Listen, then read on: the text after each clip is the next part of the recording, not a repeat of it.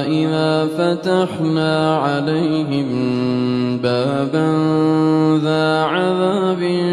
شَدِيدٍ إِذَا هُمْ فِيهِ مُبْلِسُونَ وَهُوَ الَّذِي أَنشَأَ لَكُمُ السَّمْعَ وَالْأَبْصَارَ وَالْأَفْئِدَةَ قَلِيلًا مَا تَشْكُرُونَ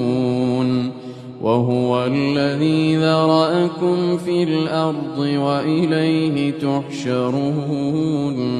وَهُوَ الَّذِي يُحْيِي وَيُمِيتُ وَلَهُ اخْتِلَافُ اللَّيْلِ وَالنَّهَارِ أَفَلَا تَعْقِلُونَ